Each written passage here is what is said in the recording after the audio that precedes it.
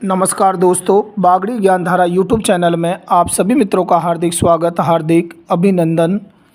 दोस्तों, आज के इस टॉपिक में अपन पढ़ेंगे प्रधानमंत्री एवं मंत्री परिषद के बारे में। दोस्तों, आगामी सेकंड ग्रेड और फर्स्ट ग्रेड परीक्षा को ध्यान में रखते हुए ये सीरीज़ आपके लिए चालू की गई है। और यदि आप चैनल पर पहली बार हैं तो आप चैनल को सब्सक्राइब कर लें, और वीडियो आपको पसंद आए तो आप वीडियो को ज़्यादा से ज़्यादा शेयर करें, लाइक करें। वीडियो को शुरू से लेकर अंत तक ज़रूर देखें। देखिए, आज अपन पढ़ेंगे प्रधानमंत्री और मंत्री परिषद के बारे में। तो समय बड़ा अनमोल है, समय को ध्यान में रखते हुए चलते हैं अपने टॉपिक की तरफ। देखिए, प्रधानमंत्री का पद एक संवैधानिक पद होता है और इसका उल्लेख भाग 5 अनुच्छेद 75 में है। यानी कि संसदीय शासन प्रणाली में प्रधानमंत्री का पद सर्वाधिक महत्वपूर्ण एवं शक्तिशाली होता है, क्योंकि वास्तविक कार्यपालिका शक्ति उसी में निहित होती है और यह सरकार का राजनीतिक प्रमुख होता है। राष्ट्रपति को सहायता और सलाह देने के लिए एक मंत्री परिषद होती है और जिसका प्रमुख प्रधानमंत्री होता है। केंद्रीय अर्थात प्रधानमंत्री केंद्रीय मंत्री परिषद और राष्ट्रपति के बीच की कड़ी होता है। अनुच्छेद देखिए 75 में प्रधानमंत्री और मंत्रियों से संबंधित प्रावधान होते हैं। 75(1) में प्रधानमंत्री और मंत्रियों की नियुक्ति, कार्यकाल, त्यागपत्र व हटाने का उल्लेख है।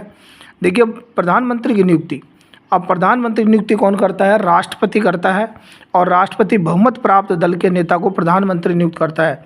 किसी भी दल को स्पष्ट बहुमत प्राप्त नहीं होता तो राष्ट्रपति स्व विवेक का प्रयोग करते हुए सबसे बड़े दल या फिर दूसरे बड़े दल को सरकार बनाने के लिए आमंत्रित करता है और उसे 1 महीने के अंदर विश्वास मत हासिल करना होता है। 1 महीने के अंदर विश्वास मत हासिल करना होता है, ये इसका राष्ट्रपति का क्या है, पावर है। और 1979 में तात्कालिक राष्ट्रपति नीलम संजीव रेड्डी ने, नीलम जो निर्विरोध राष्ट्रपति हुए थे, उन्होंने स्व विवेकीय शक्ति का प्रयोग करते हुए चौधरी चरण सिंह को प्रधानमंत्री नियुक्त किया था। मंत्रियों की नियुक्ति राष्ट्रपति करता है, लेकिन किसकी सलाह से? प्रधानमंत्री की सलाह से करता है। मंत्रियों की नियुक्ति राष्ट्रपति करता है, लेकिन मंत्रियों का चयन प्रधानमंत्री करता है। यानी मंत्रियों की नियुक्ति तो राष्ट्रपति करता है प्रधानमंत्री की सलाह से, लेकिन अगर ऐसे पूछ लिया जाए कि मंत्रियों की नियुक्ति राष्ट्रपति करता है लेकिन मंत्रियों का चयन कौन करता है? वो प्रधानमंत्री करता है। शक्ल देख करके एक दूसरे का काम जातिवार श्रेणीवार बांट दिया जाता है उनको। प्रधानमंत्री अपने मंत्रिमंडल में मंत्रियों के चयन में स्व विवेक का प्रयोग करता है, अपना विवेक का प्रयोग करता है। इसमें प्रधानमंत्री का कार्यकाल कितने वर्ष का होता है? 5 साल का। कब से? पद ग्रहण से, यानी जिस दिन वो पद ग्रहण करता है उस दिन से 5 साल का पीरियड इसका होता है। वास्तव में प्रधानमंत्री तब तक पद पर बना रहता है जब तक उसका लोकसभा में बहुमत होता है। और ये परंपरा है कि यदि प्रधानमंत्री निम्न सदन में बहुमत खो देता है, निम्न सदन का मतलब होता है लोकसभा और उच्च सदन का मतलब होता है राज्यसभा, तो उसे त्यागपत्र दे देना चाहिए। जब वो निम्न सदन में बहुमत खो देता है तो उसको त्यागपत्र दे देना चाहिए। अब त्यागपत्र किसको देगा? प्रधानमंत्री व मंत्री अपना त्यागपत्र राष्ट्रपति को देते हैं। प्रधानमंत्री का त्यागपत्र संपूर्ण मंत्री परिषद का त्यागपत्र माना जाता है।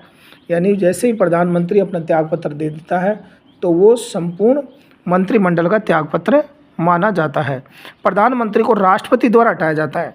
राष्ट्रपति प्रधानमंत्री को तभी पद से हटा सकता है जब उसके विरुद्ध अविश्वास प्रस्ताव पारित हो जाए, अर्थात वह लोकसभा में अपना बहुमत खो दे। मंत्री का कार्यकाल कितना होता है? प्रधानमंत्री के प्रसाद पर्यंत, जबकि मंत्रियों यानी मंत्री परिषद का कार्यकाल राष्ट्रपति के प्रसाद पर्यंत होता है। वेरी मोस्ट है ये बात कि जो एक मंत्री का कार्यकाल तो होता है प्रधानमंत्री के प्रसाद पर्यंत, जबकि संपूर्ण मंत्रियों की जो सभा होती है मंत्री परिषद का कार्यकाल राष्ट्रपति के प्रसाद पर्यंत होता है। मंत्रियों को राष्ट्रपति हटाता है, प्रधानमंत्री की सलाह पर हटाता है वो। अनुच्छेद 75(1) क में इस अनुच्छेद में कहा गया है कि 91वें संविधान संशोधन 2003 द्वारा जोड़ा गया है और इसके तहत केंद्रीय मंत्रिपरिषद का आकार निश्चित किया कि इसके अंदर कुल लोकसभा सीटों का 15% से अधिकतम नहीं होने चाहिए मंत्री, और केंद्र में मंत्रिपरिषद के न्यूनतम आकार का प्रावधान नहीं है कहीं भी। कई जगह बता रखा है कि 12% से कम नहीं होने चाहिए और 15 से अधिक नहीं होने चाहिए। अनुच्छेद 75 एक ख में देखिए, इसमें 91वें संविधान संशोधन 2003 द्वारा जोड़ा गया। इसमें प्रावधान है कि किसी राजनीतिक दल का संसद के किसी भी सदन का कोई सदस्य यदि दल बदल के आधार पर सदस्यता से अयोग्य करार दिया जाता है तो ऐसा सदस्य मंत्री होने पर मंत्री पद के लिए भी अयोग्य होगा। अनुच्छेद 75 एक ख में राजनीतिक दल शब्द का उल्लेख है। 52वें संविधान संशोधन द्वारा 10वीं अनुसूची जोड़कर प्रावधान किया गया कि लोकसभा सदस्य दल बदल के आधार पर निरर्हता से ग्रस्त है या नहीं, इसका निर्धारण लोकसभा अध्यक्ष करेगा। इसका निर्णय कौन करता है? लोकसभा का अध्यक्ष। अनुच्छेद 75 2 में प्रधानमंत्री व मंत्री परिषद राष्ट्रपति के प्रसाद पर्यंत पद धारण करते हैं। यहाँ प्रसाद पर्यंत का वास्तविक अर्थ क्या होता है कि जब उनका लोकसभा में बहुमत है ना, उनको पद से नहीं हटाया जा सकता, लेकिन यदि वह लोकसभा में बहुमत खो देते हैं तो राष्ट्रपति उन्हें पद से हटा सकता है। केंद्रीय मंत्रिपरिषद व्यक्तिगत रूप से राष्ट्रपति के प्रति उत्तरदायी होती है और सामूहिक रूप से तो लोकसभा के प्रति होगी। 75 3 में केंद्रीय मंत्रिपरिषद सामूहिक रूप से लोकसभा के प्रति उत्तरदायी होती है, अर्थात तीन हमारा ऊ के आकार में बना है तो इसलिए उत्तरदायी। यह एक संवैधानिक बाध्यता है। अनुच्छेद केवल तभी लागू होता है जब लोकसभा भंग नहीं होती। अनुच्छेद 75 4 में ये कहा गया है कि शपथ का उल्लेख है कि प्रधानमंत्री और मंत्रियों को शपथ किसके द्वारा दिलाई जाती है? राष्ट्रपति के द्वारा। और तीसरी अनुसूची के अनुसार, प्रारूप के अनुसार दिलाई जाती है। प्रधानमंत्री और मंत्री पद व गोपनीयता की शपथ लेते हैं। अनुच्छेद 75 5 में ऐसा कहा गया है कि कोई मंत्री जो निरंतर 6 मास की किसी अवधि तक संसद के किसी सदन का सदस्य नहीं है तो उस सदन की उसकी अवधि समाप्ति पर मंत्री नहीं रहेगा। यानी कि प्रधानमंत्री और मंत्री पद के लिए जो योग्यता होती है वो होती है कि वो सांसद होना चाहिए और भारत का नागरिक होना चाहिए, न्यूनतम आयु 25 वर्ष होनी चाहिए, संसद के किसी भी एक सदन का सदस्य होना चाहिए, लोकसभा या राज्यसभा का। और आमतौर पर भारत के प्रधानमंत्री लोकसभा से होते हैं, लेकिन 4 प्रधानमंत्री राज्यसभा से भी रहे थे। 4 प्रधानमंत्री थे जो राज्यसभा से भी बने थे। OSP आनंदवाद 1996 के अनुसार 6 माह के अंदर उसे संसद के किसी भी एक सदन की सदस्यता ग्रहण करनी पड़ेगी, अन्यथा उसको त्यागपत्र देना पड़ेगा। 75 6 के अंदर ये कहा गया कि वेतन भत्तों का उल्लेख है कि प्रधानमंत्री का वेतन जो है 2 लाख है और कैबिनेट मंत्रियों का वर्तमान में वेतन 1 लाख रुपए। प्रधानमंत्री और मंत्रियों के वेतन भत्तों का निर्धारण कौन करता है? संसद करती है इनका निर्धारण। अनुच्छेद 78 में राष्ट्रपति को जानकारी देने के संबंध में प्रधानमंत्री के कर्तव्य है। 78 के अंदर वो ऐंठता है, 78 ऐंठना। इसमें प्रधानमंत्री के संवैधानिक कर्तव्यों को उल्लेख है। प्रधानमंत्री का कर्तव्य बनता है कि वह राष्ट्रपति को सूचना दे, मांगने पर या बिना मांगे। राष्ट्रपति प्रधानमंत्री से सूचना मांग सकता है 78 में। अनुच्छेद 78 में प्रधानमंत्री के 3 प्रकार के कर्तव्य होते हैं। अनुच्छेद 74 75 और 78 ये प्रधानमंत्री और राष्ट्रपति के अंतर संबंधों से संबंधित है। 74 75 और 78। अनुच्छेद 74 व 75 केंद्रीय मंत्रिपरिषद और राष्ट्रपति के अंतर संबंधों से संबंधित है। प्रधानमंत्री के कर्तव्य देखो, मंत्रियों का चयन करता है, वो मंत्रिपरिषद का गठन करना, मंत्रियों की नियुक्ति हेतु सिफारिश करता है। राष्ट्रपति और प्रधानमंत्री की सिफारिश के बिना किसी मंत्री की नियुक्ति नहीं कर सकता। मंत्रियों को मंत्रालय आवंटन हेतु सिफारिश करता है। भारत सरकार कार्य आवंटन नियम 1961 के तहत राष्ट्रपति द्वारा प्रधानमंत्री की सलाह पर ही पद सर्जित व आवंटित किए जाते हैं। मंत्रियों के मंत्रालय में फेरबदल ये भी प्रधानमंत्री करता है। मंत्रियों को त्यागपत्र देने हेतु कह सकता है, मंत्रियों को हटाने की सिफारिश कर सकता है। प्रधानमंत्री मंत्रिमंडल की बैठकों की अध्यक्षता करता है। प्रधानमंत्री की अनुपस्थिति में मंत्रिमंडल की बैठकों की अध्यक्षता वरिष्ठ मंत्री करता है। यदि कोई मंत्री मंत्रिपरिषद के निर्णय से सहमत नहीं होता है तो उसे त्यागपत्र देना पड़ता है। वह मंत्रिमंडल की बैठकों के लिए कार्यसूची भी तैयार करता है। इस आधार पर सर्वप्रथम 1950 में त्यागपत्र देने वाले मंत्री श्यामा प्रसाद मुखर्जी थे। अन्य मंत्रियों ने भी इस आधार पर त्यागपत्र दिया, जैसे केसी नियोगी, डॉक्टर मथाई, श्री देशमुख इत्यादि। अब देखिए प्रधानमंत्री के अतिरिक्त कार्य और कौन कौन से हैं कि शासन की जो प्रमुख उपाधि जैसे भारत रत्न है, पद्म विभूषण, पद्म भूषण, पद्मश्री, विभूश्री, गजा कर भर, ये जो है ना विभूषण, भूषण और पद्म भूषण, ये प्रदान करना प्रधानमंत्री का ही काम है। अंतर्राष्ट्रीय क्षेत्र में भारत का प्रतिनिधित्व करना, शासन का प्रमुख प्रवक्ता होता है, प्रधानमंत्री देश का सर्वोच्च नेता होता है और लोकसभा का आम चुनाव सामान्यतः प्रधानमंत्री का चुनाव होता है।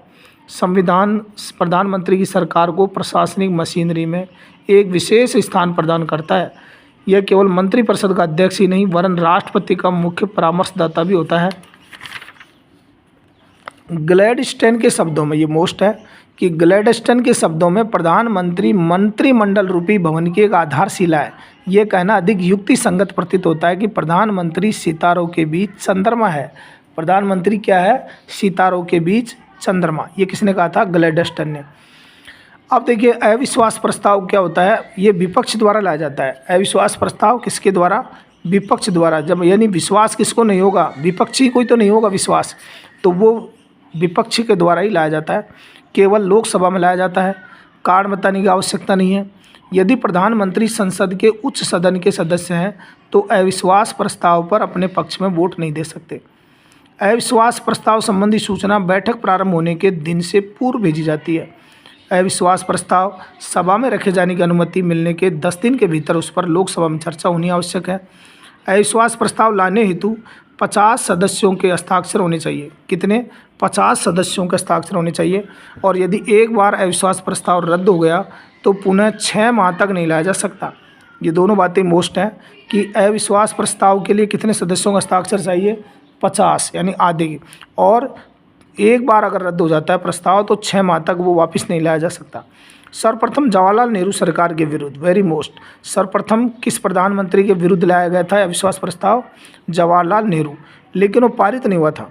2 प्रधानमंत्री जिन्होंने अविश्वास प्रस्ताव पारित होने से पहले ही त्यागपत्र दे दिया, एक तो मोरारजी देसाई 1979 में त्यागपत्र दिया, चौधरी चरण सिंह 1980 में त्यागपत्र दिया। सर्वप्रथम पद से त्यागपत्र देने वाले प्रधानमंत्री कौन कौन थे? एक तो मोरारजी देसाई 1979 में, और दूसरे प्रधानमंत्री जिनको विश्वास प्रस्ताव पारित नहीं होने के कारण त्यागपत्र देना पड़ा, वीपी सिंह 1990 में और एचडी देवगौड़ा 1997 में। सर्वप्रथम अविश्वास प्रस्ताव जवाहरलाल नेहरू के विरुद्ध 22 अगस्त 1963 को जेपी कृपलानी द्वारा लाया गया था। किसके द्वारा लाया गया था? जेपी कृपलानी द्वारा। अविश्वास प्रस्ताव पारित होने से पूर्व सर्वप्रथम त्यागपत्र मोरारजी देसाई ने दिया था। अविश्वास प्रस्ताव पारित होने के कारण सर्वप्रथम त्यागपत्र वीपी सिंह ने दिया था। प्रधानमंत्री देखिए किस किस के अध्यक्ष होते हैं, कौन कौन सी संस्था आयोग हैं जिनके अध्यक्ष होते हैं प्रधानमंत्री। ये प्रश्न बार बार पूछे जाते हैं एग्जाम के अंदर। प्रधानमंत्री नीति आयोग के अध्यक्ष, अंतर्राज्यीय परिषद के अध्यक्ष, राष्ट्रीय एकता परिषद के अध्यक्ष, राष्ट्रीय सुरक्षा परिषद, राष्ट्रीय विकास परिषद, वैज्ञानिक एवं औद्योगिक अनुसंधान परिषद CSIR के अध्यक्ष, राष्ट्रीय गंगा नदी बेसिन प्राधिकरण के अध्यक्ष, राष्ट्रीय सुरक्षा समिति, विश्व भारती विश्वविद्यालय के कुलाधिपति। एकमात्र विश्वविद्यालय है जिसके कुलाधिपति प्रधानमंत्री होते हैं, विश्व भारती विश्वविद्यालय के कुलाधिपति। राष्ट्रीय प्रतिरक्षा कोष, इनके राष्ट्रपति, ये प्रधानमंत्री इसके अध्यक्ष होते हैं। राष्ट्रीय प्रतिरक्षा कोष देखिए, इसकी स्थापना 1962 में हुई थी और इसका कार्यकारी परिषद का अध्यक्ष प्रधानमंत्री होता है। इसकी कार्यकारी परिषद का सचिव प्रधानमंत्री कार्यालय का संयुक्त सचिव होता है। प्रधानमंत्री देखिए कौन कौन सी संसदीय समिति होते हैं जिनके अध्यक्ष होते हैं प्रधानमंत्री। एक तो नियुक्ति मामलों की मंत्रिमंडलीय समिति, राजनीतिक मामलों की मंत्रिमंडलीय समिति और आर्थिक मामलों की मंत्रिमंडलीय समिति। इन 3 समितियों के अध्यक्ष भी प्रधानमंत्री होते हैं। संसदीय मामलों की मंत्रिमंडलीय समिति का अध्यक्ष रक्षा मंत्री होते हैं। संसदीय मामलों की जो मंत्रिमंडलीय समिति होती है उसके अध्यक्ष तो रक्षा मंत्री, जो वर्तमान में राजनाथ सिंह है। संविधान में कैबिनेट मंच समितियों का उल्लेख नहीं है। प्रधानमंत्री संबंधी कुछ कथन देखिए मोस्ट हैं, जो हमारे संविधान के अंतर्गत किसी कार्यकारी की अमेरिका के राष्ट्रपति से तुलना की जाए तो वह प्रधानमंत्री, दोबारा से एक बार देखेंगे पुनः इसको, हमारे संविधान के अंतर्गत किसी कार्यकारी की अमेरिका के राष्ट्रपति से तुलना की जाए तो वह प्रधानमंत्री होगा, न कि राष्ट्रपति। डॉक्टर भीमराव अंबेडकर का कथन था ये। भारतीय प्रधानमंत्री सामान के बीच प्रथम तथा कैबिनेट रूपी चाप का मुख्य प्रस्तर है, ये लॉर्ड मार्ले ने कहा था, लॉर्ड मार्ले। भारतीय प्रधानमंत्री सरकार के मुखिया के रूप में सबसे प्रमुख है, ये हर्बर्ट मैरिसन का कथन था। भारतीय प्रधानमंत्री सूर्य के समान है जिसके चारों ओर ग्रह परिभ्रमण करते हैं, आइवर जेनिंग्स ने कहा था। प्रधानमंत्री राज्य की नौका का कप्तान है, प्रधानमंत्री जो है वो राष्ट्र की नौका का कप्तान है, ये मुनरो ने कहा था। प्रधानमंत्री राष्ट्र रूपी जहाज का एक मल्ला है, तो ये रैमजे मेयोर ने कहा था। रैमजे मेयोर ने इनको मल्ला की उपमा दी। नौका का कप्तान इनको मुनरो ने कहा। और प्रधानमंत्री सूर्य के समान है, चारों ओर ग्रह परिक्रमा करते हैं, आइवर जेनिंग्स ने कहा था। देश की प्रमुख सरकार है तथा सरकार का प्रमुख प्रधानमंत्री होता है, HRG गिरीश ने कहा था। ये प्रधानमंत्री व कैबिनेट के संबंधों पर HJ लास्की ने कहा था कि प्रधानमंत्री कैबिनेट के निर्माण जीवन मृत्यु का केंद्र बिंदु होता है, ये HJ लास्की ने कहा था। अब देखिए उप प्रधानमंत्री के बारे में। ये गैर संवैधानिक पद है उप प्रधानमंत्री का, अर्थात इस पद का संविधान में उल्लेख नहीं है और यह पद किसी पार्टी या विशेष व्यक्ति विशेष को राजनीतिक लाभ पहुंचाने हेतु संविधान के प्रावधानों से हटकर सर्जित किया गया। उप प्रधानमंत्री के रूप में शपथ नहीं लेकर उपराष्ट्रपति, ये उप प्रधानमंत्री जो होता है वो उप प्रधानमंत्री के रूप में शपथ नहीं लेता है, जबकि मंत्री के रूप में शपथ लेता है। प्रधानमंत्री की अनुपस्थिति में संपूर्ण कार्य उप प्रधानमंत्री द्वारा किए जाते हैं। प्रधानमंत्री का पद रिक्त हो, जैसे मृत्यु हो जाए, त्यागपत्र हो जाए, हटा दिया जाए, तो ऐसे समय में उप प्रधानमंत्री पद ग्रहण नहीं करता है, क्योंकि प्रधानमंत्री का त्यागपत्र संपूर्ण मंत्रिपरिषद का त्यागपत्र माना जाता है। उप प्रधानमंत्री का पद सामान्यतः गठबंधन सरकारों के समय सर्जित होता है। उप प्रधानमंत्री का पद अब तक 7 बार सर्जित किया गया, जिसमें 8 व्यक्ति को उप प्रधानमंत्री बनाया गया था। अब देखिए कौन कौन से थे उप प्रधानमंत्री अब तक और किस किस प्रधानमंत्री के समय बने। सरदार वल्लभ भाई पटेल बने थे 47 से 50 तक, जवाहरलाल नेहरू के समय पहले थे उप प्रधानमंत्री। मोरारजी देसाई 67 से 69 तक इंदिरा गांधी के समय बने थे। चौधरी चरण सिंह वरिष्ठ और जगजीवन राम कनिष्ठ, ये 2 बने थे उस समय, मोरारजी देसाई के समय 79 से 79 तक। IV चौहान ये 79 से 80 तक, चौधरी चरण सिंह के समय, चौहान चरण सिंह के समय बने थे। चौधरी देवीलाल ये 89 से 90, विश्वनाथ प्रताप सिंह के समय, और चौधरी देवीलाल 90 से 91 चंद्रशेखर के समय। यानी चौधरी देवीलाल 2 प्रधानमंत्रियों के समय रहे थे, विश्वनाथ प्रताप सिंह के समय और चंद्रशेखर के समय। लाल कृष्ण आडवाणी 2002 से 4 तक, अटल बिहारी वाजपेयी के समय। तो इस प्रकार से अब तक हमारे 7 व्यक्ति जो थे उप प्रधानमंत्री बने, और वैसे उसके अनुसार 8 हो गए, एक व्यक्ति 2 बार था ना। भारत के प्रथम उप प्रधानमंत्री सरदार वल्लभ भाई पटेल थे तथा पद के अनुसार 7वें सबसे अंतिम उप प्रधानमंत्री लाल कृष्ण आडवाणी थे। देवीलाल चौधरी एकमात्र ऐसे व्यक्ति थे जो 2 बार उप प्रधानमंत्री बने थे। चौधरी देवीलाल जो विश्वनाथ प्रताप सिंह के समय और चंद्रशेखर के समय बने थे। मोरारजी देसाई व चौधरी चरण सिंह ऐसे व्यक्ति हैं जो उप प्रधानमंत्री और प्रधानमंत्री दोनों पद पर रहे थे। मोरारजी देसाई और चौधरी चरण सिंह। उप प्रधानमंत्री के उत्तरदायित्वों का निर्धारण प्रधानमंत्री का विशेष अधिकार है। अब देखिए एक होती है मंत्रिपरिषद और एक होता है मंत्रिमंडल, इन दोनों में क्या अंतर है, दोनों थोड़ा समझिए आप अच्छी तरीके से। तो मंत्रिपरिषद जो होती है इस समय तो 60 से लेकर 70 मंत्री होते हैं, जबकि मंत्रिमंडल में 15 से 20 मंत्री होते हैं। मंत्रिपरिषद का आकार बड़ा होता है, जबकि मंत्रिमंडल का आकार छोटा होता है। मंत्री परिषद में तो कैबिनेट मंत्री, राज्य मंत्री और उप मंत्री तीनों शामिल होते हैं, जबकि मंत्रिमंडल में केवल कैबिनेट मंत्री होते हैं। मंत्री परिषद के पास शक्तियां कम होती हैं, जबकि मंत्रिमंडल जो होता है इसके पास शक्तियां ज़्यादा होती हैं। मंत्रिपरिषद का उल्लेख मूल संविधान में था अनुच्छेद 74 और 163 में, जबकि मंत्रिमंडल का उल्लेख मूल संविधान में नहीं था। 44वें संविधान संशोधन 1978 द्वारा अनुच्छेद 352(3) में जोड़ा गया था। मंत्रिमंडल के सभी सदस्य मंत्रिपरिषद के सदस्य होते हैं, लेकिन मंत्रिपरिषद के सभी सदस्य मंत्रिमंडल का हिस्सा नहीं होते। मंत्रिमंडल के मुकाबले मंत्रिपरिषद का आकार बड़ा होता है, लेकिन शक्तियाँ इसमें कम होती हैं। वास्तविक पावर तो हमारा मंत्रिमंडल को ही होता है, परिषद को नहीं। अब मंत्रियों की श्रेणी कितनी होती है, देखिए हमारे यहाँ इंडिया में 3 प्रकार की श्रेणी है। कैबिनेट मंत्री होते हैं, राज्य मंत्री होते हैं और उप मंत्री। कैबिनेट मंत्री सबसे महत्वपूर्ण मंत्री होते हैं। राज्य मंत्री इनको स्वतंत्र प्रभार होता है, और एक होता है राज्य मंत्री सेकंड, राज्य इन्हें स्वतंत्र प्रभार नहीं दिया जाता, और यह राज्य मंत्री व कैबिनेट मंत्री की सहायता करते हैं दोनों। कैबिनेट मंत्री, इसके अलावा आ जाओ अब मंत्रियों की एक और श्रेणी होती है संसदीय सचिव। संसदीय सचिव मंत्रिपरिषद की अंतिम श्रेणी में आते हैं। संसदीय सचिव के पास कोई विभाग नहीं होता। यह वरिष्ठ मंत्रियों के साथ उनके संसदीय कार्यों में सहायता के लिए नियुक्त होते हैं। अब यहाँ पर आपको पता होना चाहिए कि संसदीय सचिव की जो नियुक्ति होती है वो कौन करता है? प्रधानमंत्री करता है, तथा शपथ भी प्रधानमंत्री दिलाता है, तथा हटाता भी प्रधानमंत्री है। ये चीज़ यहाँ पर याद रखने योग्य है कि संसदीय सचिव की जो नियुक्ति होती है वो प्रधानमंत्री करता है, शपथ भी प्रधानमंत्री दिलाता है और हटाता भी प्रधानमंत्री है।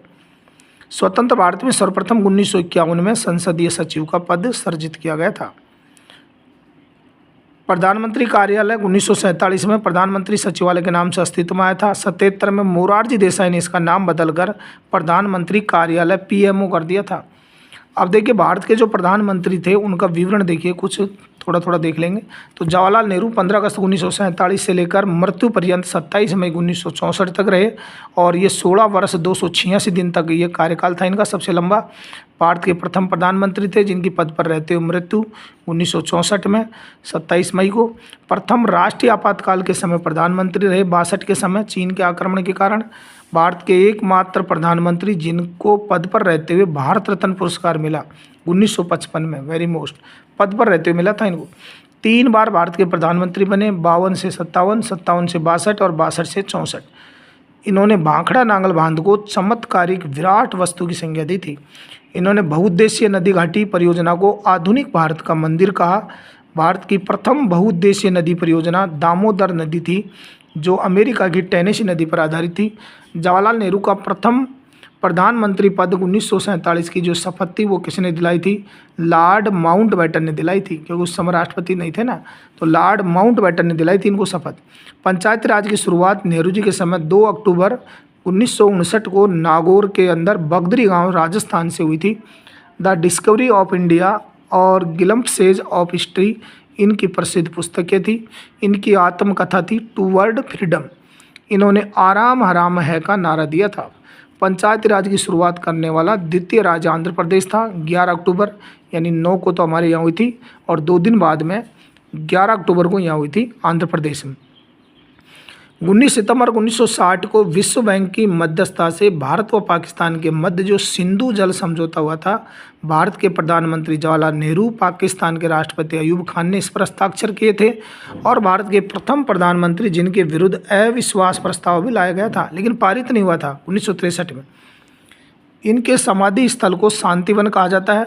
29 अप्रैल 1954 को भारत के प्रधानमंत्री जवाहरलाल नेहरू, चीन के राष्ट्रपति चाउ एन लाई के मध्य पंचशील समझौता हुआ था। पंचशील समझौता बौद्ध धर्म से प्रेरित है। गुटनिरपेक्ष के जनक नेहरू, नासिर, मिस्र और टीटो युगोस्लाविया थे। 3 थे इसके गुटनिरपेक्ष के जनक, एक तो नेहरू जी भारत से, नासिर मिस्र से और टीटो युगोस्लाविया से थे। गुटनिरपेक्षता का प्रथम सम्मेलन 1961 में बेलग्रेड सर्बिया में हुआ था।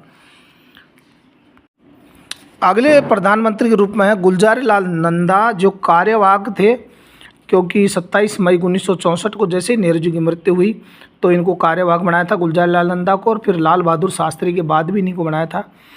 तो देखिए भारत के प्रथम कार्यवाहक प्रधानमंत्री थे नंदा और भारत के एकमात्र व्यक्ति जो 2 बार कार्यवाहक प्रधानमंत्री बने थे। प्रथम बार कार्यवाहक 27 मई 1964 से 9 जून 1964 तक, यानी जब तक इनका 12 दिन इनको हो गए थे नेहरू जी को तब तक बने थे ये। दूसरी बार 11 जनवरी 1966 से 24 जनवरी 1966 तक, नेहरू जी के 12वें तक।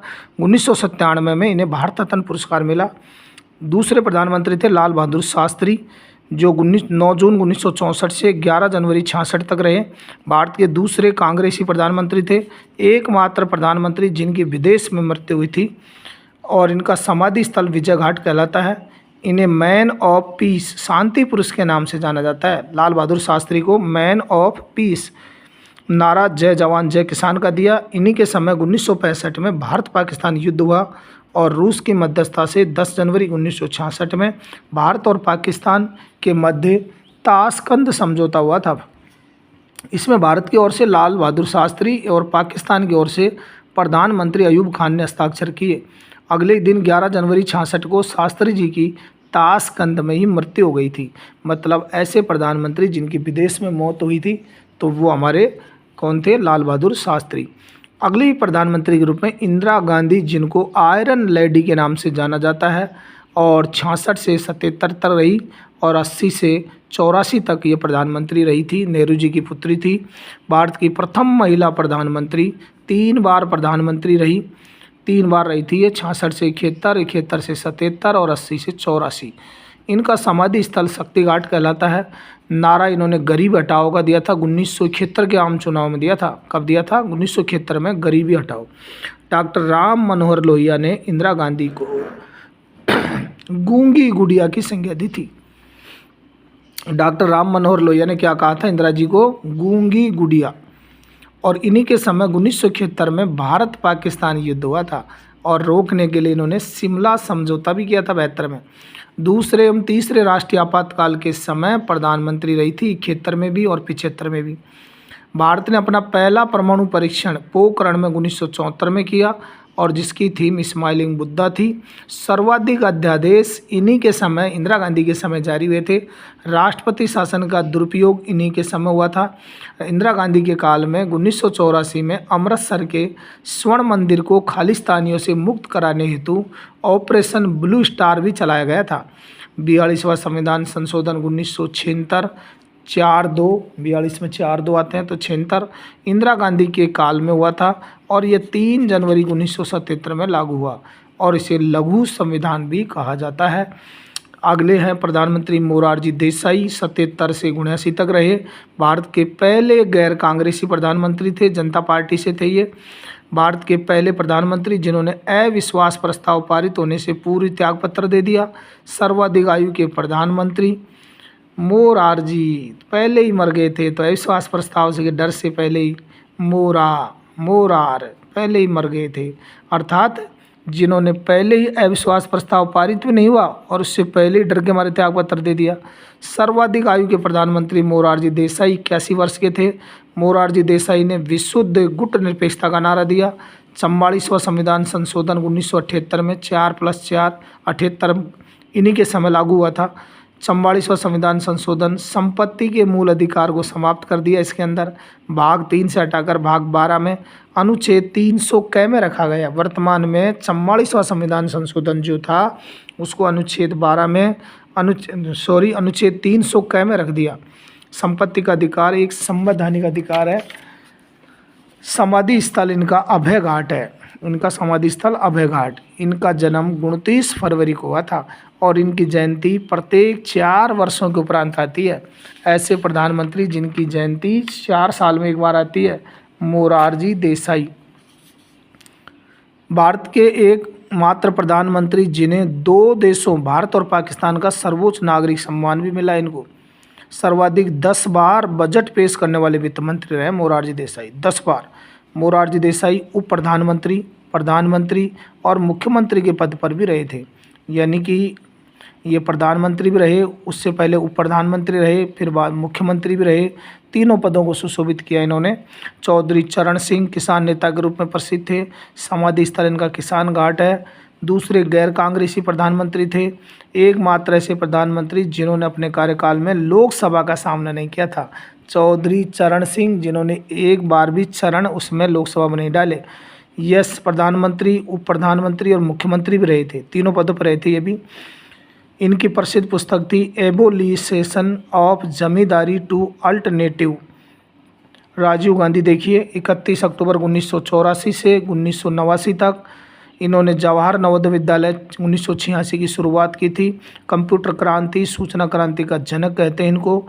तीसरे कार्यवाहक प्रधानमंत्री भी थे। समाधि स्थल इनका वीर भूमि है। इनकी जयंती 20 अगस्त को सद्भावना दिवस के रूप में मनाई जाती है। और इन्होंने सबसे युवा प्रधानमंत्री, ये सबसे युवा प्रधानमंत्री भी थे, 40 साल के थे मात्र, और यह इंडियन एयरलाइंस में पायलट भी थे। इन्होंने पंचायती राज को संवैधानिक दर्जा दिलाने का असफल प्रयास किया था। राजीव गांधी के समय 61वां संविधान संशोधन 1989 में हुआ और इसमें मताधिकार की आयु 21 से घटाकर 18 वर्ष कर दी गई थी। इन्हीं के समय 52वां संविधान संशोधन 1985 हुआ और जिसके तहत 10वीं अनुसूची जोड़ी गई, जिसका संबंध दल बदल से है। दल बदल 1987 में राजीव गांधी एवं श्रीलंका के प्रधानमंत्री जयवर्धने के मध्य कोलंबो समझौता भी हुआ था। बीपी सिंह, विश्वनाथ प्रताप सिंह ये मुख्यमंत्री, प्रधानमंत्री और वित्त मंत्री भी रहे। तीसरे गैर कांग्रेसी प्रधानमंत्री थे। मंडल आयोग का गठन बिंदेश्वर प्रसाद मंडल की अध्यक्षता में मोरारजी देसाई प्रधानमंत्री के समय हुआ था। मंडल आयोग की सिफारिश पर ओबीसी को 27% आरक्षण दिया गया था। चंद्रशेखर देखिए, इनके शासनकाल में भारतीय सोना अंतर्राष्ट्रीय मुद्रा कोष के पास गिरवी रखा गया था और इन्हें युवा तुर्क भी कहा जाता है। युवा तुर्क के नाम से चंद्रशेखर को जाना जाता है। यह युवा तुर्क का शब्द कांग्रेस पार्टी के अंतर्गत समाजवादी रुझान वाला वैचारिक समूह था। पीवी नरसिंह राव देखिए 91 से 96 तक रहे और ये ऐसे प्रधानमंत्री थे जो किसी भी सदन के सदस्य नहीं होते हुए भी 6 माह तक प्रधानमंत्री रहे थे और उसके बाद लोकसभा की सदस्यता ग्रहण की थी इन्होंने। पीवी नरसिंह राव के समय भारत में आर्थिक संकट, उस समय भारत के वित्त मंत्री मनमोहन सिंह थे 1991 के समय। उदारीकरण के जनक मनमोहन सिंह और इन्हीं के समय 1991 में एलपीजी अपनाया गया था। इन्हें फादर ऑफ इकोनॉमी रिफॉर्म के नाम से भी जाना जाता है। एलपीजी का तात्पर्य होता है उदारीकरण, निजीकरण और वैश्वीकरण। इन्हीं के समय 1992 में लुक ईस्ट पॉलिसी, पूर्व की ओर देखो नीति शुरू की गई थी। पीवी, तो पीवी में नाम में ही पूर्व आ रहा है, पीवी पूर्व की ओर देखो। अटल बिहारी वाजपेयी 96 से 96 में बने थे ये पहले तो, फिर 98 से 99, 99 से 2004, 3 बार भारत के प्रधानमंत्री रहे थे। 96 में तो मात्र ये 17 दिन ही रहे थे, 17 दिन। फिर इसके बाद में 98 से 99 में 13 माह और 99 से 2004 5 साल लगातार कार्यकाल रहा इनका। सबसे कम कार्यकाल वाले प्रधानमंत्री थे, मात्र 17 दिन 96 में रहे थे ये। पोखरण द्वितीय परमाणु परीक्षण अटल बिहारी वाजपेयी के समय हुआ 11 मई और 13 मई को 98 में। इन्हीं के समय भारत परमाणु शक्ति संपन्न बना था और इन्हीं के समय 1999 में कारगिल युद्ध हुआ, ऑपरेशन विजय चलाया गया, लाहौर बस सेवा शुरू की गई थी और लाहौर स्थित मीनार पाकिस्तान की यात्रा की थी इन्होंने 21 फरवरी को 1999 में। इन्हीं के समय प्रधानमंत्री ग्राम सड़क योजना PMGSY और जिसकी शुरुआत 25 दिसंबर 2000 को की गई थी। इनका जन्म दिवस भी इसी दिन 25 दिसंबर को और इसको सुशासन दिवस के रूप में मनाया जाता है। इन्हीं के काल में वर्ष 2000 में LM सिंघवी की अध्यक्षता में एक समिति का गठन किया गया जिसकी सिफारिश पर 7 से 9 जनवरी 2003 को नई दिल्ली में प्रथम प्रवासी भारतीय दिवस मनाया गया था। वर्ष 2015 तक प्रत्येक वर्ष प्रवासी दिवस मनाया जाता था, लेकिन उसके बाद प्रत्येक 2 वर्ष में एक बार प्रवासी दिवस मनाया जाने लगा। 9 जनवरी 1915 को महात्मा गांधी दक्षिण अफ्रीका से लौटे थे और उसी के उपलक्ष्य में भारतीय प्रवासी दिवस मनाया जाने लगा था। 44वें नंबर पर इनको भारत रत्न मिला 2015 में। किसको मिला था? अटल बिहारी वाजपेयी को। HD देवगौड़ा ये 1996 से 97 तक रहे थे और ये मुख्यमंत्री और प्रधानमंत्री दोनों पदों पर रहे। ये राज्यसभा के प्रधानमंत्री भी रहे थे। यह दूसरे ऐसे प्रधानमंत्री थे जो प्रधानमंत्री पद की शपथ लेते समय राज्यसभा के सदस्य नहीं थे। बाद में राज्यसभा की सदस्यता इन्होंने ग्रहण की थी। इंद्र कुमार गुजराल 97 से 98 तक रहे, विदेश मंत्री रहे। गुजराल सिद्धांत दिया इन्होंने और राजदूत के रूप से प्रधानमंत्री बनने वाले प्रथम व्यक्ति थे। नेहरू जी के बाद दूसरे ऐसे प्रधानमंत्री जिन्होंने अपनी आत्मकथा लिखी थी I.K. गुजराल ऑफ डिस्क्रिएशन। मनमोहन सिंह 2004 से 2014 तक रहे। इन्होंने 2004-05 में लुक वेस्ट पॉलिसी यानी पश्चिम की ओर देखो ये चलाई थी, जबकि पूर्व की ओर तो PV नरसिंह राव ने चलाई थी। इन्हीं के समय सूचना का अधिकार 2005 में 12 अक्टूबर को, मनरेगा महात्मा गांधी ग्रामीण राष्ट्रीय रोजगार गारंटी अधिनियम की शुरुआत 2 फरवरी 2006 को की गई। भारत के प्रथम सिख प्रधानमंत्री थे और इन्हीं के समय 2007 में सिविल परमाणु समझौता अमेरिका के साथ हुआ था। इन्हीं के समय 2007-08 में राष्ट्रीय खाद्य सुरक्षा अधिनियम लागू हुआ। असम से राज्यसभा के सदस्य रहे थे ये। वर्तमान में राजस्थान से राज्यसभा के सांसद भी थे और इन्हीं के समय 1 अप्रैल 2010 से शिक्षा का अधिकार मिला।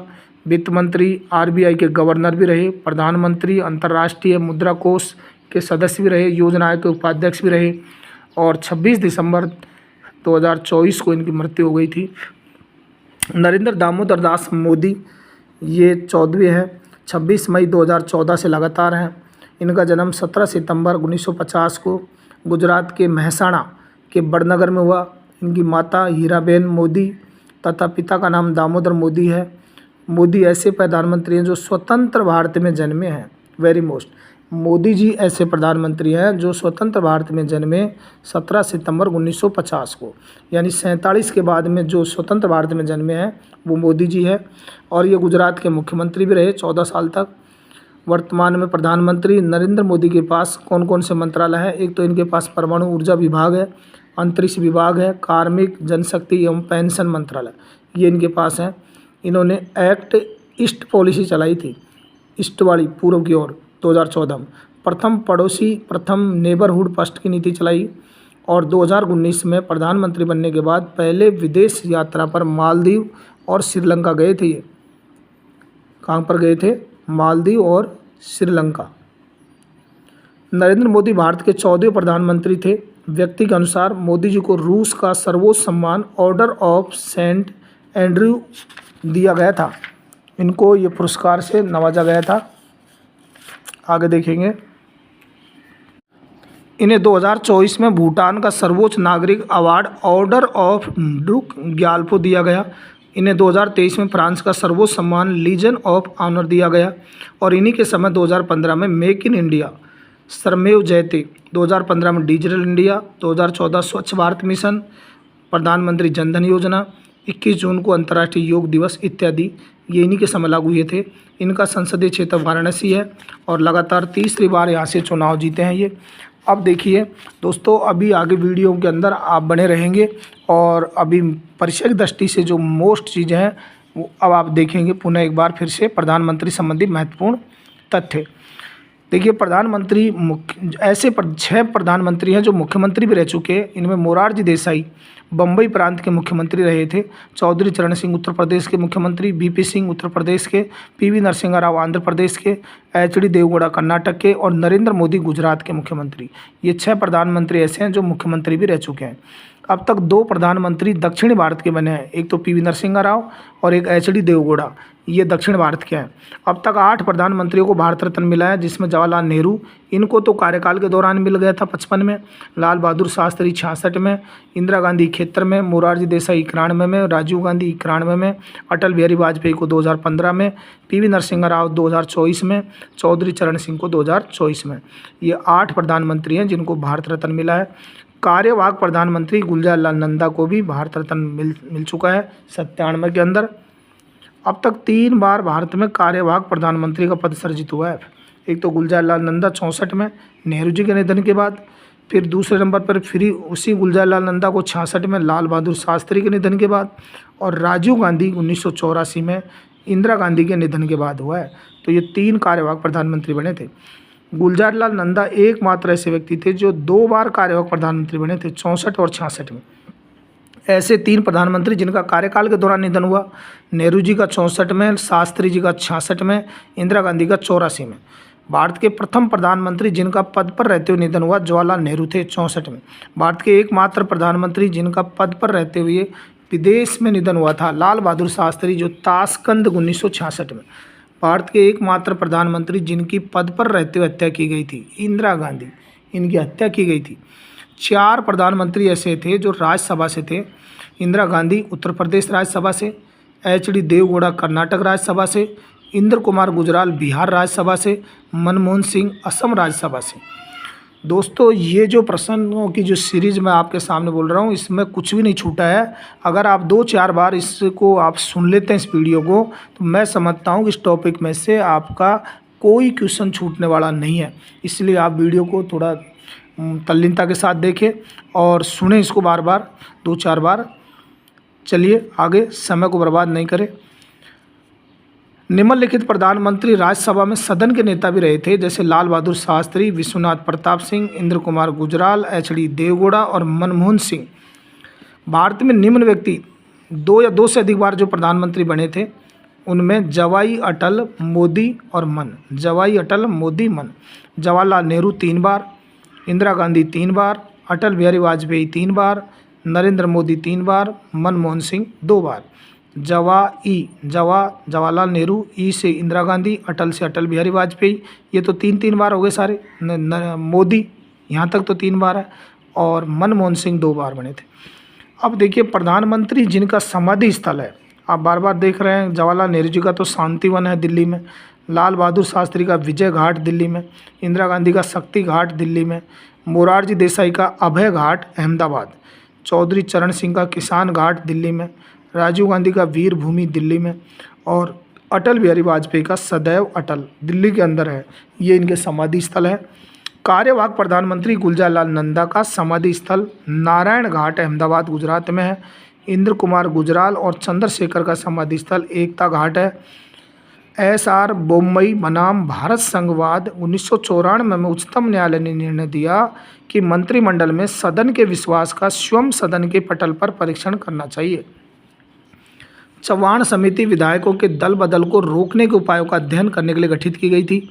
राजीव गांधी ने कहा था कि संसदीय लोकतंत्र में प्रधानमंत्री शक्ति और उत्तरदायित्व का मुख्य केंद्र बिंदु होता है।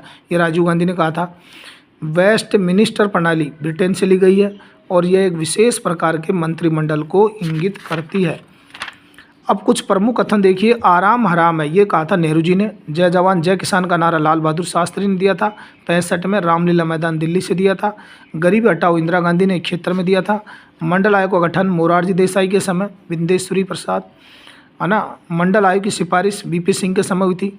जय जवान जय किसान जय विज्ञान, ये अटल बिहारी वाजपेयी ने 15 अगस्त 1998 में दिया था। जय जवान जय किसान और जय विज्ञान जोड़ा था इन्होंने। जय जवान जय किसान जय विज्ञान जय अनुसंधान, ये नरेंद्र मोदी ने दिया था 2019 में। प्रमुख नीति और समझौते देखो। गुट निरपेक्षता के जनक नेहरू जी थे। पंचशील समझौता 1954 में नेहरू जी के समय, 29 अप्रैल 54 को। ताशकंद समझौता 1966 में लाल बहादुर शास्त्री के समय, और प्रथम परमाणु परीक्षण 74 में इंदिरा गांधी के समय। ऑपरेशन ब्लू स्टार 84 में इंदिरा गांधी के समय। उदारीकरण, निजीकरण, वैश्वीकरण 1991 में पीवी नरसिंह राव के समय। लुक ईस्ट पॉलिसी, ईस्ट यानी पूर्व, तो पी से पूर्व, पूर्व में भी 2 अक्षर आ रहे हैं, पे और व, और इसमें भी यही आ रहा है ईस्ट यानी पूर्व, तो look west PV Narasimha Rao. Look east Narendra Modi. पड़ोसी प्रथम की नीति नरेंद्र मोदी। ये 2 ध्यान रखोगे कि एक्ट ईस्ट पॉलिसी, तो ईस्ट की तो नरेंद्र मोदी ने दी थी, और लुक ईस्ट ये पीवी नरसिंह राव की थी। पड़ोसी प्रथम नीति नरेंद्र मोदी की। द्वितीय पोखरण परमाणु समझौता 98 में अटल बिहारी वाजपेयी के समय। कारगिल युद्ध अटल बिहारी वाजपेयी के समय। दिल्ली लाहौर बस सेवा, प्रधानमंत्री ग्राम सड़क योजना, प्रथम प्रवासी भारतीय दिवस, ये सारे अटल बिहारी के समय थे। सूचना का अधिकार, मनरेगा का अधिकार, शिक्षा का अधिकार, है ना, ये सारे मनमोहन के समय। और 42वें संविधान संशोधन क्षेत्र में इंदिरा गांधी के समय। 44वां संविधान 78 में मोरारजी देसाई के समय। 61वां संविधान निवासी में राजीव गांधी के समय। 73वां और 74वां पीवी नरसिंह राव के समय। पीवी पंचायती राज। गोपाल स्वामी अयंगर स्वतंत्र भारत में पहले बिना विभाग के कैबिनेट मंत्री थे। 1947 में केंद्र में मंत्रालयों की संख्या 18 थी, वर्तमान में 52 है। भारत सरकार में कैबिनेट मंत्री के रूप में सर्वाधिक कार्यकाल जगजीवन राम का रहा, जबकि न्यूनतम कार्यकाल वाले मंत्री हंसराज खन्ना का रहा था। कैबिनेट सचिव कैबिनेट सचिवालय का प्रमुख होता है, जो सिविल सेवा बोर्ड का पदेन अध्यक्ष होता है। कैबिनेट सचिवालय सीधे प्रधानमंत्री का अधीन होते हैं। पीवी नरसिंह राव तथा एच.डी. देवेगौड़ा ऐसे व्यक्ति थे जो प्रधानमंत्री पद ग्रहण करते समय संसद के किसी सदन के सदस्य नहीं थे। नरसिंह राव और एच.डी. देवेगौड़ा। प्रथम गैर कांग्रेसी प्रधानमंत्री मोरारजी देसाई 77 जनता दल पार्टी से थे। प्रथम गैर कांग्रेसी प्रधानमंत्री जिन्होंने अपना कार्यकाल पूरा किया अटल बिहारी वाजपेयी। प्रथम मंत्री जिन्होंने त्यागपत्र दिया था श्यामा प्रसाद मुखर्जी थे। प्रथम प्रधानमंत्री जिन्होंने त्यागपत्र दिया मोरारजी देसाई। प्रथम प्रधानमंत्री जिनको हटाया गया था वीपी सिंह। सूचना क्रांति के कंप्यूटर के जनक राजीव गांधी। सर्वाधिक कार्यकाल वाले प्रधानमंत्री नेहरू जी 17 वर्ष। न्यूनतम कार्यकाल अवधि अटल बिहारी वाजपेयी 17 दिन, वो तो 17 वर्ष थे, ये 17 दिन थे। अटल बिहारी वाजपेयी की सरकार लोकसभा में बहस के दौरान एक मत से गिर गई थी उस समय। सर्वाधिक आयु वाले प्रधानमंत्री मोरारजी देसाई 81 वर्ष और युवा प्रधानमंत्री राजीव गांधी 40 वर्ष थे। एन गोपालास्वामी अयंगर समिति ने 1950 में अपनी रिपोर्ट केंद्र सरकार की मशीनरी का पुनर्गठन में मंत्रियों के समूह बनाए जाने, कार्मिकों की क्षमताओं में सुधार एवं संगठन, प्रक्रियाएं प्रभाग के गठन की सिफारिश की थी। प्रशासनिक सुधार आयोग 1966 की सिफारिश पर 1970 में कार्मिक विभाग का गठन किया गया था। तो इस प्रकार से दोस्तों आज अपन ने इसके अंदर देखा प्रधानमंत्री और मंत्रिपरिषद के बारे में। दोस्तों यदि वीडियो पर आप पहली बार हैं तो आप चैनल को सब्सक्राइब कर लें, और वीडियो यदि आपको पसंद आए तो ज़्यादा से ज़्यादा शेयर करें, लाइक करें। मिलते हैं दोस्तों नेक्स्ट वीडियो में नेक्स्ट टॉपिक के साथ, तब तक के लिए जय हिंद।